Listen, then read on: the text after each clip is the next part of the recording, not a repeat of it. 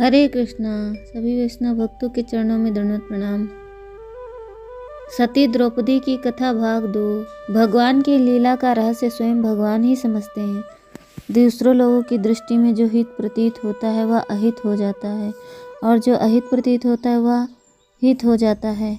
मनुष्य करना चाहता है कुछ और, हो जाता है कुछ और। इसी से जो लोग सब कुछ भगवान पर छोड़कर निश्चित हो जाते हैं और हित अहित दोनों प्रकार की परिस्थितियों में भगवान का खेल देख मुग्ध होते रहते हैं, वे ही संत हैं। धर्म, अर्थ, कर्म, अकर्म, हित अहित जो कुछ भगवान करे कराए वही देखते रहें, उसी में प्रसन्न होते रहें। वास्तव में ये सब भगवान को ही मालूम है। उन्हीं के सामने सब हो रही है। उनके सामने अन्याय और अनर्थ होने की संभावना नहीं होता ही वही है जो होने वाला होता है। लेकिन लोग कुछ होने के पहले ही अपनी इच्छा के अनुसार करना चाहते हैं, उसका कृतित्व अपने सिर पर ले लेते हैं। इसी से दुख के पाप के भागी होते हैं। सच्ची बात तो यह है कि जो कुछ प्रभु के सामने हो रहा है उसमें दोष निकालना, प्रभु का तिरस्कार करना। वे अहित प्रतीत होने वाली घटनाओं में किस प्रकार हित का बीच अंतर्हित रखते हैं, यह बात हम पांडवों के जीवन में देख सकते हैं। न्याय दृष्टि से हस्तिनापुर के राज्य के उत्तराधिकारी पांडव ही थे। समय समय पर श्री कृष्ण, व्यास, भीष्म, द्रोण, विदुर आदि ने इसका समर्थन किया। फिर भी वे हस्तिनापुर से वारणाव्रत भेज दिए गए और वहां लाक्षागृह में रखकर उन्हें जलाने की चेष्टा की गई। मनुष्य की बुद्धि ने सोचा कि इससे हमारा राज्य निष्कंटक हो जाएगा, पर पांडव जले नहीं और जलाने की इच्छा वाला जलाने का दोषी भागी हो गया। पांडव अपनी माता कुंती के साथ वहां से निकल गए और भगवान वेदव्यास की सलाह से एक चक्रा नगरी में आकर रहने लगे। जिन्हें एक विशाल राज्य का शासन करना चाहिए था, वे भिखारी हो गए। फिर भिक्षा मांगकर ले जाते हैं, माँ की आज्ञा उसे खाते हैं। ऊपर की दृष्टि से देखो तो पांडवों का अहित हुआ, परंतु भगवान की यह लीला पांडवों के हित के लिए ही थी। हाँ, यह बात अवश्य थी कि जिन्होंने उन्हें इस परिस्थिति में डालने की चेष्टा की वे तो अपने कर्म फल के भागी हुए ही। एक चक्रा नगरी में पांडवों ने किस प्रकार निर्वाह किया, इस यात्रा में उन्होंने कितने कुटुंबों की रक्षा की, अपना कुटुंब कितना अधिक बढ़ाया, यह चर्चा प्रासंगिक नहीं है। हमें तो केवल द्रौपदी के जीवन से संबंध घटनाओं को ही लेना है। एक चक्रा नगरी में ही एक ब्राह्मण ने आकर ब्राह्मण वेशधारी पांडवों से द्रुपद के यहाँ स्वयंवर होने वाला है, उनकी कन्या अद्भुत रीति से पैदा हुई है, यह कौरवों के लिए भयानक है, इत्यादि बातें बताई। पांडवों ने अपनी माता कुंती की आज्ञा लेकर द्रुपद की राजधानी के लिए यात्रा शुरू कर दी।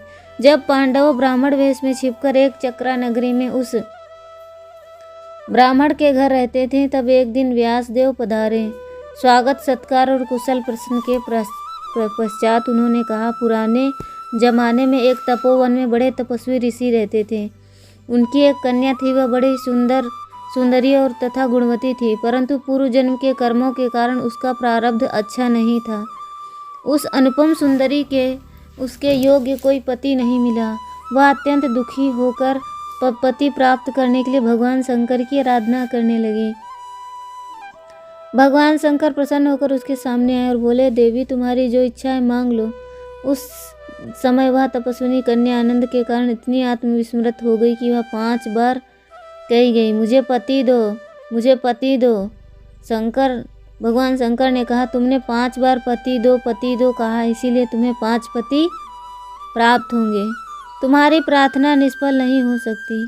तुम्हारी इच्छा के अनुसार तुम्हें सब गुणों से भूषित 5 पति प्राप्त होंगे।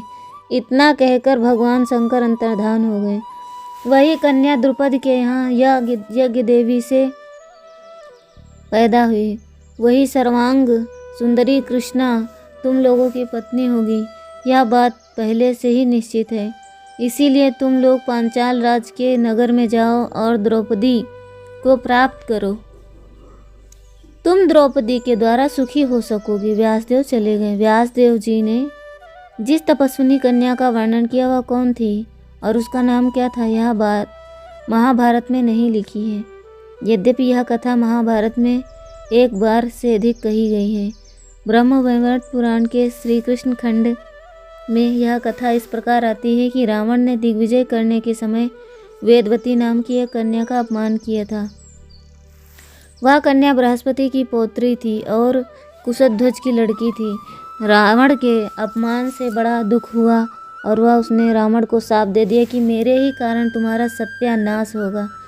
त्रेता में जब भगवान श्री राम का अवतार हुआ और वे वन में गए, तब उन्होंने रावण वध के लिए सीता को अग्निदेव के सुपुर्द कर दिया। भगवान ने सीता की छाया स्थापित कर ली। वह वेदवती के छाया के रूप में प्रकट हुई थी। रावण ने उसी छाया का हरण किया था। जब लंका विजय करने के पश्चात छाया सीता की अग्नि परीक्षा हुई, तब अग्नि ने सच्ची सीता को प्रकट कर दिया। वह छाया नारायण सरोवर में 100 वर्ष तक तपस्या करती रही। उसी के सामने महादेव जी प्रकट हुए और उसने कहा कि भगवान के अंश स्वरूप 5 इंद्र प्रकट होंगे और वे ही तुम्हारे पति होंगे, क्योंकि तुमने 5 बार पति प्राप्त करने के लिए वरदान मांगा है। वही द्रौपदी के नाम से पैदा हुई। वह वेदवती स्वर्ग की लक्ष्मी थी। उसकी कथा आगे आएगी। यहाँ केवल इतना ही स्पष्ट कर देना था कि स्वर्ग की लक्ष्मी ही वेदवती और छाया बनी तथा शंकर जी के वर प्रभाव से उसी ने द्रौपदी के रूप में जन्म लिया। यह भगवान की एक विशेष शक्ति है जो स्वर्ग को सुंदर बनाती है, धर्म की स्थापना और अधर्म के विनाश में सहायक होती है। उसकी प्राप्ति के लिए पांडव यात्रा कर रहे थे। पांडव स्वयंवर के समय से पहले ही पांचाल नगर में पहुंच गए। द्रुपद के नगर और उसकी 4 दीवारी देखकर पांडवों ने नगर के छोर पर ही कुम्हार के घर रहना निश्चय किया। वे वहीं रहने लगे। वे उस समय ब्राह्मण वेश में थे। भिक्षा मांगकर कुशध्वज की लड़की थी। भिक्षा मांगकर जीवन निर्वाह करते थे। उनकी प्रकृति बड़ी कोमल थी, स्वभाव बड़ा मधुर था, बहुत कम बोलते थे और जो कुछ कहते सच्चे हृदय से कहते और बड़ी प्रिय मधुर भाषा में कहते। वे प्रतिदिन नियम से स्वाध्याय करते थे। उनके आचरण को देखकर कोई पहचान नहीं सकता था कि वे क्षत्रिय हैं। स्वयंवर की घोषणा तो पहले ही हो चुकी थी। देश के राजा और राजकुमार आने लगे, पर बहुत से ऋषि महात्मा और ब्राह्मण भी स्वयंवर देखने के लिए आए। स्वयंवर का दिन आया। सब लोग यथास्थान बैठ गए। स्वयंवर में उपस्थित राजाओं की सूची बड़ी लंबी है। यहाँ स्वयंवर में राजाओं की सूची बड़ी लंबी है। स्वयंवर की घोषणा तो पहले ही की जा चुकी थी। देश के राजा और राजकुमार आने लगे। बहुत से ऋषि महात्मा और ब्राह्मण भी स्वयंवर देखने के लिए आए। स्वयंवर का दिन आया। सब लोग यथास्थान बैठ गए। स्वयंवर में उपस्थित राजाओं की सूची बड़ी लंबी। यहाँ केवल कुछ नाम दिए गए। श्री कृष्ण, बलराम, प्रद्युम्न, सांब, अनिरुद्ध, अक्रूर, सात्विकी, उद्धव, शिशुपाल, जरासंध, शल्य, भगवद्दत्त, रुक्मी, दुर्योधन, कर्ण, अश्वत्थामा, भीष्म, शकुनी आदि आदि। महाराज द्रुपद ने सबकी आवाभगत की नगरवासी प्रजा और दर्शक भी आकर यथास्थान पर बैठ गए। उस भीड़ का कोलाहल उमड़े हुए समुद्र की भांति चारों ओर सुनाई पड़ रहा था। वह सभा मंडप नगर के सामने ही पूर्वोत्तर कोण समतल विशुद्ध भूमि में बनाया गया था। उसके चारों ओर सुंदर सुंदर भवन थे। दीवार, खाई, फाटक, बंधनवार और तांबुओं से उसकी शोभा अद्भुत हो गई। अगरू धूप की सुगंध चारों ओर फैल रही थी। तुरही नगाड़े बज रहे थे। चंदन का छिड़काव किया गया था। फूल की मालाएं टंगी हुई थी। वस्त्रों के अनुसार सुंदर सुंदर महल और मंच आकाश से बातें कर रहे थे। सुनहले पर्दे लगे हुए थे। मणिमंडित बैठक थी। बहुमूल्य आसन थे।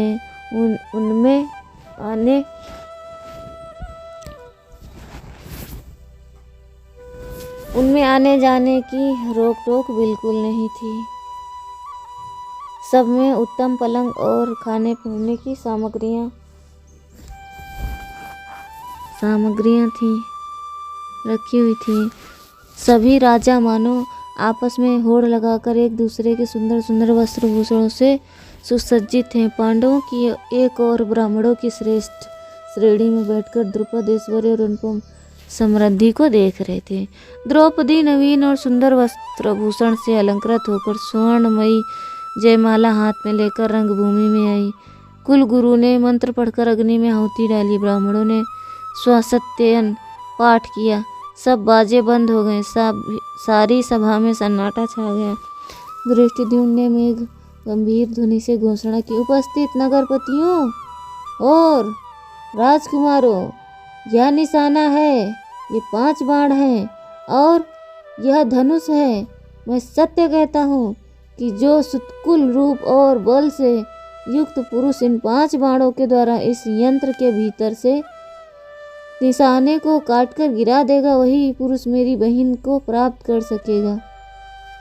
धृष्टद्युम्न ने उपस्थित नरपतियों का परिचय दिया और अपनी बहन द्रौपदी को संबोधन करके कहा, बहन, इस लक्ष्य को जो भेद देगा उसी को तुम्हें पति रूप में वर्णन करना।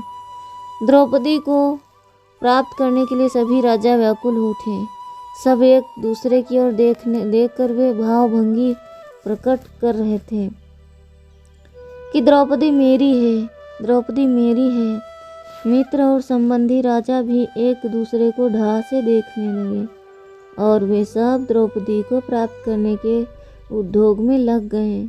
बड़े बड़े देवता और गंधर्व भी उस समाज में आए। केवल भगवान श्री कृष्ण और उनके साथ आए हुए लोग चुपचाप बैठे रहे। श्री कृष्ण ने ब्राह्मणों के बीच में बैठे हुए पांडवों को पहचान लिया और बलराम को दिखा दिया। बलराम ने बड़ी प्रसन्नता प्रकट की। वास्तव में भगवान श्री कृष्ण पांडवों के लिए ही यहाँ आए थे।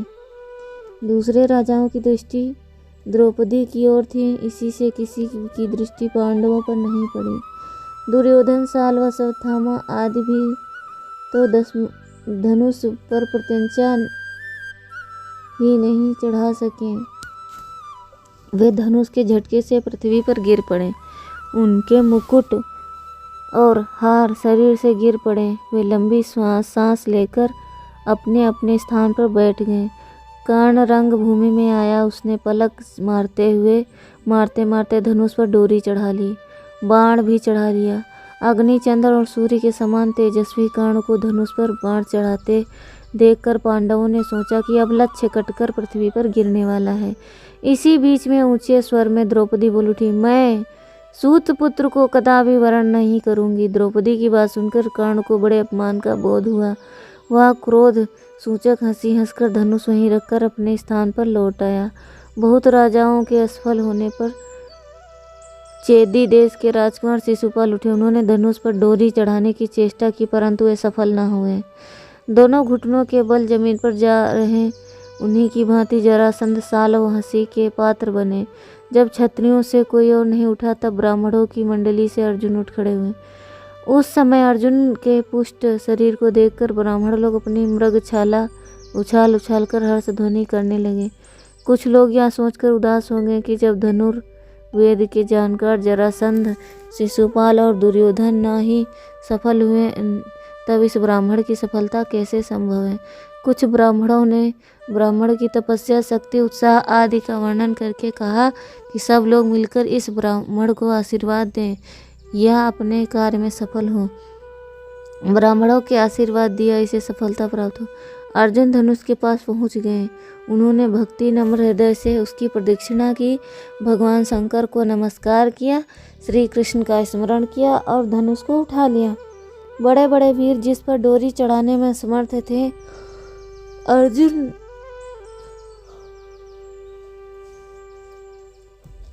ने जब उस पर डोरी चढ़ा ली तब लोगों ने देखा 5 बाण उठाए और फुर्ती के साथ निशाने को उड़ा दिया। वह कृत्रिम मछली चक्र यंत्र के भीतर से जमीन पर गिर पड़ी। आकाश और सभा मंडप आनंद और कोलाहल की धुनी से भर गया। देवताओं ने अर्जुन पर स्वर्गीय पुष्पों की वर्षा की। आकाश में इतने फूल बरसे कि पृथ्वी पुष्पमयी हो गई। बाजे बजने लगे। सूत मगाध मधुर स्वर से स्तुति गायन करने लगे। ब्राह्मणों ने अपने अपने वस्त्रों के छोर हिलाकर हर्ष प्रकट किया। राजाओं ने गड़बड़ करनी चाहिए परंतु द्रुपद ने उन्हें रोक दिया। वे अपनी सेना के साथ अर्जुन की रक्षा करने को तैयार हो गए। कोलाहल मचने पर धर्मराज युधिष्ठिर नकुल सहदेव को लेकर डेरे पर चले गए। द्रौपदी ने वरमाला अर्जुन को पहना दी। द्रौपदी अर्जुन के पीछे खड़ी हो गई। वे द्रौपदी के साथ रंगभूमि में के बाहर आए। राजाओं ने अपनी आपस में सलाह की कि इतने राजाओं के होते हुए द्रुपद एक भिखारी ब्राह्मण को अपनी कन्या दे रहा है। ये हम लोगों का अपमान है। आओ हम द्रुपद को मार डालें। उनकी कन्या यदि दूसरे से विवाह नहीं करना चाहती तो उसे आग से जला डालें। ब्राह्मण को हम मार नहीं सकते। द्रुपद को अवश्य दंड देना चाहिए। यह न्याय संगत है क्योंकि आगे फिर हमारा अपमान ना हो, क्षत्रिय धर्म की रक्षा हो और अन्य स्वयंवरों की भी ऐसी दशा ना हो। सब लोग द्रुपद पर टूट पड़े। उस समय धनुष को धारण करके भीमसेन और अर्जुन सामने खड़े हो गए।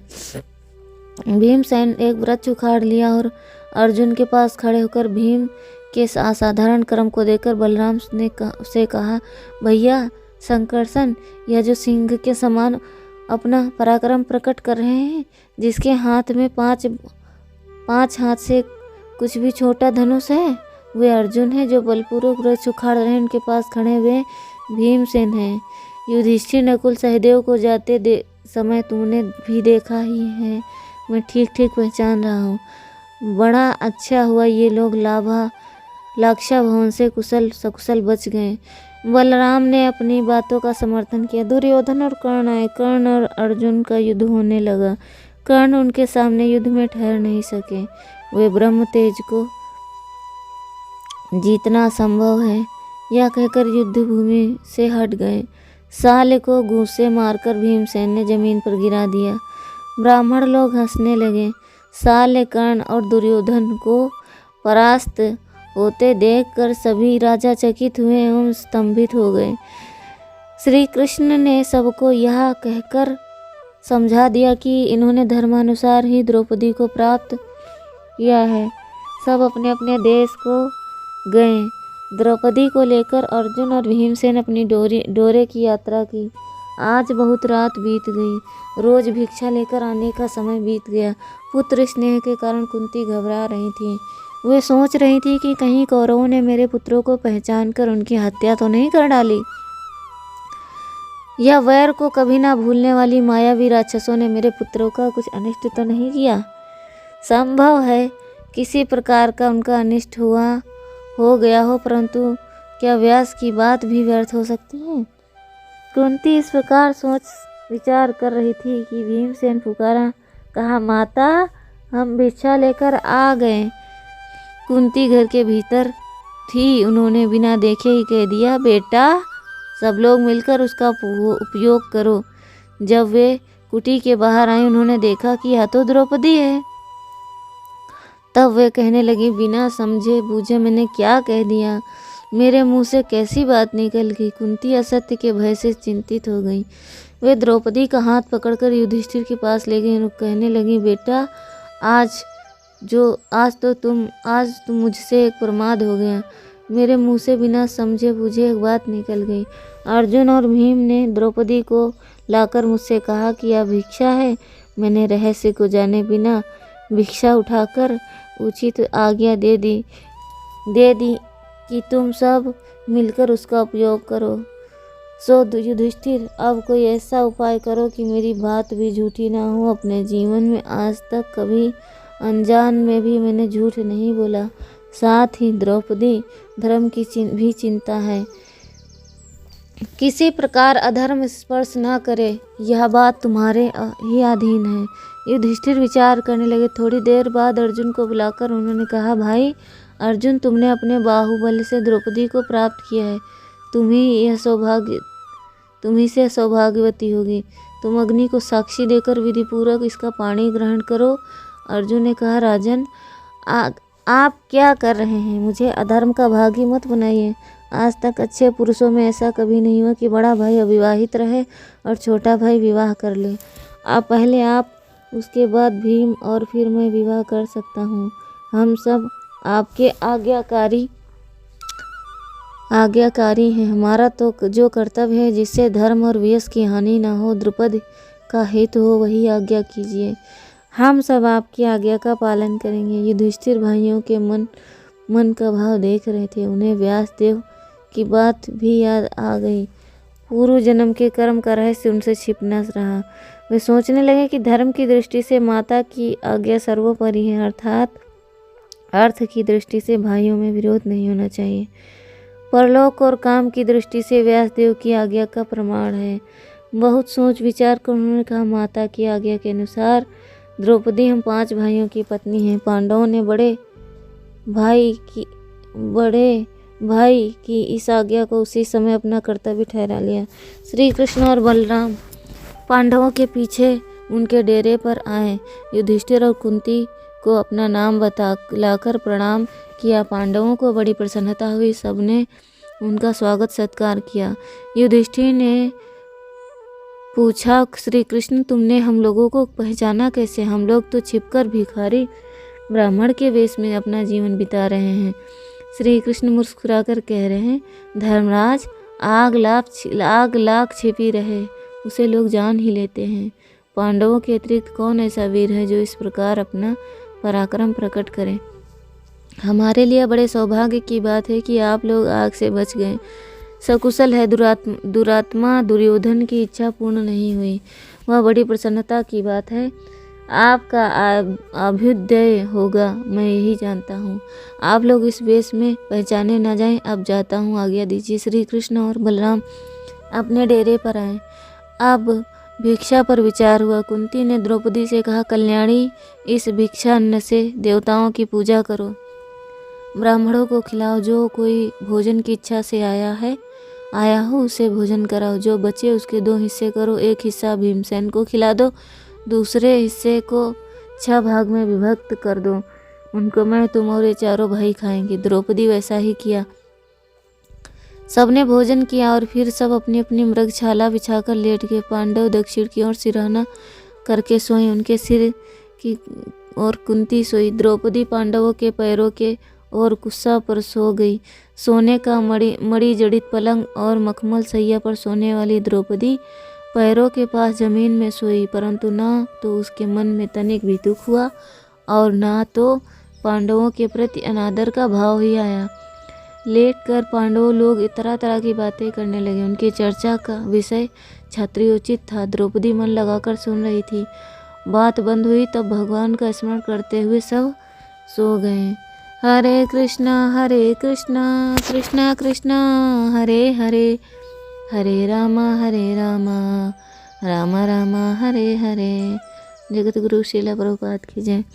तो आज का हमारा दूसरा भाग समाप्त हुआ। अब हम आपसे मिलेंगे अगले भाग में, भाग नंबर 3 में। तब तक के लिए बने रहें, श्रवण करें और आनंद लें।